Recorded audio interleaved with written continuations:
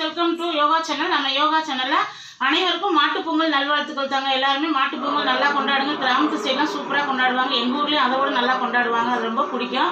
அது மாதிரி இன்றைக்கி மாடு வச்சுருக்கவங்க எல்லாமே பொங்கல் வச்சு நல்லா சூப்பராக கொண்டாடுங்க. நாங்களும் இங்கே மாட்டுக்காக காலையிலே பூஜை பண்ணியாச்சு. கோமாதாவுக்கு நல்லா பூஜை பண்ணி சாமி கும்பிட்டு இன்றைக்கி காலையில் கார்த்திகை அவங்களுக்கு டிஃபன் பண்ணிவிட்டேன்.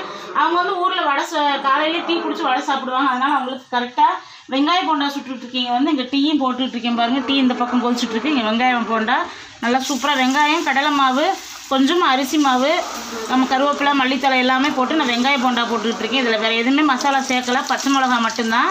சூப்பராக டேஸ்ட்டாக இருக்குது இந்த போண்டா. வந்து நல்லா சூப்பராக பாருங்கள் ஃப்ரெண்ட்ஸ். போண்டா நல்லா சாப்பிட்டா மொறுன்னு இருக்கும். போண்டா வந்து நல்லா சாப்பிட்றதுக்கு டேஸ்ட்டாக இருக்கும்.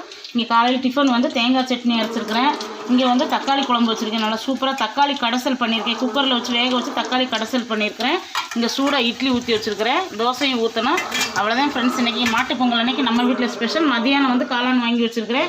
சரி காளான் பிரியாணி செஞ்சுக்கலாம் அப்படின்னு. இப்போ போண்டா வேகட்டும். அவங்க அண்ணன் எல்லாருமே தூங்கி எந்திரிச்சு உட்காந்துருக்காங்க பல்லு விளக்கிட்டு. இப்போ அவங்களுக்கு டீயும் போண்டா பஜ்ஜி இதெல்லாம் கொடுத்துட்டோம்னா அவங்க சாப்பிட்டுருவாங்க. அதுக்கப்புறம் இட்லி சாப்பிட்டுக்கலாம்.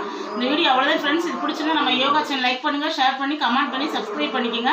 இன்றைக்கி திருமண நாள், பிறந்தநாள் கொண்டாடுற அனைவருக்கும் நம்ம யோகா சேனல் சார்பாக எல்லாத்துக்கும் வாழ்த்துக்கள் ஃப்ரெண்ட்ஸ். சேஃபாக கொண்டாடுங்க, சேஃபாக இருங்க. நிறையா ஃப்ரெண்ட்ஸ் வந்து அம்மா நீங்கள் எத்தனை மணிக்கு எந்திரிச்சு இவ்வளோ ஆக்டிவாக வேலை பார்க்குறீங்க அப்படிங்க.